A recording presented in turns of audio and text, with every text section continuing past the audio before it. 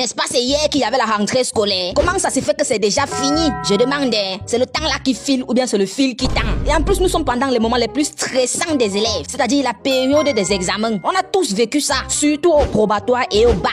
Ce sont les seuls moments où tu te poses des questions existentielles. Les moments où tu remets ta vie en question. Je dis que ce sont les moments où tu peux te laver même avec les glaçons et tu as toujours froid. Je dis que tu es capable de lécher même le sucre, tu dis que c'est amer. Tellement tu es d'abord stressé. Car il faut savoir qu'en général, la période d'examen, c'est comme demander les excuses à une courte fille. C'est subdivisé en 3 étapes. 1, la préparation à la bataille. C'est l'un des moments où dormir 2 heures de temps par jour est trop beaucoup. Tellement tu passes les nuits blanches, que tes yeux sont d'abord rouges et secs.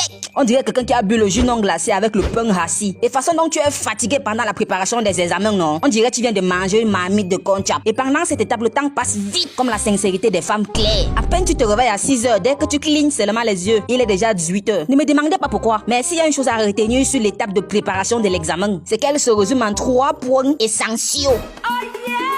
Non, attendez. 3 points essentiels.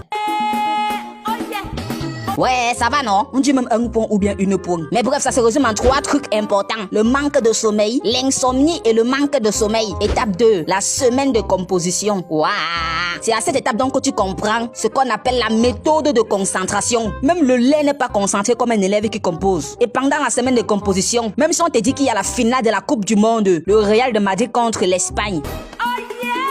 Oh, ça va, on a compris, non? Et pendant cette étape, il n'y a pas trop le stress, ni les insomnies, ni le manque de sommeil. Mais la façon dont tu réfléchis, non? On dirait une belle-mère qui veut négocier la dot de sa fille. Que oh, mon fils, sur la liste, elle ajoute même une boutique de iPhone. La mère, tu es scam, hein? Mais bref, pour revenir à la semaine de compo, j'ai dit que façon dont la tête des élèves chauffe cette semaine, non? On dirait ils ont tous attrapé la calvitie, tellement la tête chauffée jusqu'à ça brûler même les cheveux. Et pour les élèves de séries scientifiques, si tu t'amuses même, tu peux même sauter le riz sur leur gros front. Étape 3, l'attente des résultats. Pendant cette étape, le stress est à son paroxysme. Excusez mon niveau de français, je sais bien qu'il y a certains qui n'ont pas compris. Je voulais juste dire que le stress est un peu trop grand. Un peu comme quand on te dit qu'on a mangé ta nourriture que tu as laissée au frigo. Mais c'est aussi l'étape où on se sent libre, épanoui. Et on peut enfin récupérer toutes les heures de sommeil et aller faire le Congo-ça sur les réseaux. Et bizarrement, à cette étape, tu as tellement faim. On dirait l'appétit d'une fille skinny. Et tu veux seulement passer tes journées à dormir, te réveiller, manger et redormir. Bref, la vie de princesse quoi. Sauf que quand on te dit qu'il reste une semaine pour la sortie des résultats, on débranche d'abord la joie de la famille là